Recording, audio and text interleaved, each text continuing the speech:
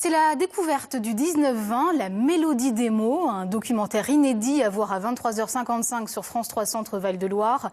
L'histoire d'une rencontre entre deux femmes, Valéria, biographe pour personnes en fin de vie, et Béatrice, orthophoniste qui traite la dyslexie. On va en parler dans un instant avec notre invitée Marie Alopo, la réalisatrice du film Bonsoir. Mais d'abord, on va regarder tout de suite un extrait. Béatrice, franchement, c'est une femme que je trouve très forte parce que elle a une jambe handicapée et ça l'empêche pas de se déplacer, de vivre. Et elle permet à des jeunes comme toi et moi, à des adultes, à des enfants, de vivre mieux. Parce que quand on est dyslexique, souvent on se sent seul, on est un peu dépressif, on est un peu déprimé. Et Béatrice, je trouve que vraiment, elle aide beaucoup. Emmanuel, tu marches?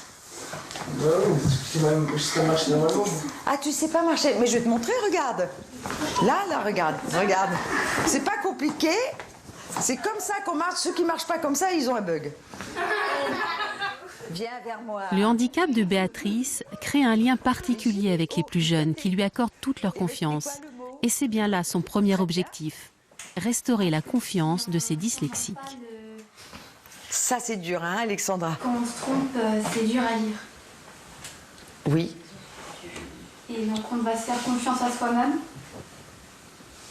Et ça, c'est pas facile. Effectivement, si vous faites pas confiance, c'est pas facile. Et il faut pas se le reprocher. Et il faut pas se sentir coupable. Et pour parler de ce documentaire, l'invité du 19-20 est donc Marie Alopo. Rebonsoir, vous êtes la réalisatrice du film, on l'a dit. Oui. Alors l'extrait qu'on vient de voir montre surtout le travail de Béatrice, orthophoniste pour des enfants, des adultes qui souffrent de dyslexie. Mais dans votre documentaire, il y a aussi Valéria, qui est biographe, voilà, qui est biographe pour personnes en fin de vie. Quel est le lien entre ces deux femmes ? Le lien, c'est d'abord moi, puisque c'est une rencontre que j'ai faite d'abord de Béatrice Sauvageau, qui s'est occupée de ma fille, qui est dyslexique. Et ensuite, dans le cadre d'un reportage que je faisais pour France 5, j'ai rencontré Valéria Milewski. Et il se trouve que j'ai réalisé que Valéria Milewski était dyslexique.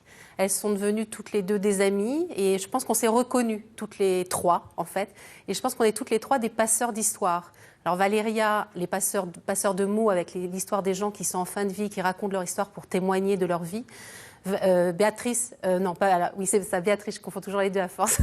Béatrice, c'est les mots, les premiers mots pour s'exprimer, se dire qu'on n'arrive pas bien à maîtriser.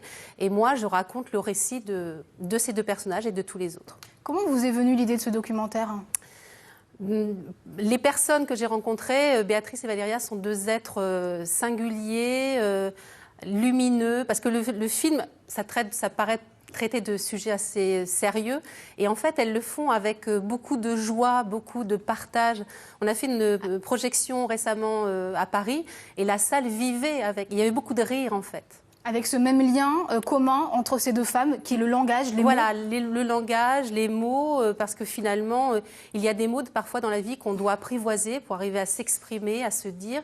Et puis les gens qui sont en fin de vie, il faut qu'ils trouvent les bons mots pour se raconter. Alors justement, plusieurs séquences de votre documentaire sont tournées à l'hôpital de Chartres, oui, avec donc cette biographe pour les personnes en fin de vie. C'est quoi? Ça consiste en quoi, biographe pour personnes en fin de vie? Alors, il faut dire, parce que c'est très important, il y a toute une équipe derrière, qui est l'équipe le service d'oncohématologie de l'hôpital de Chartres, Louis Pasteur. Et en fait, c'est un travail commun. L'idée, c'est de recueillir, pas pour tout le monde, hein, les médecins choisissent les personnes qui sont aptes à pouvoir témoigner, raconter leur histoire.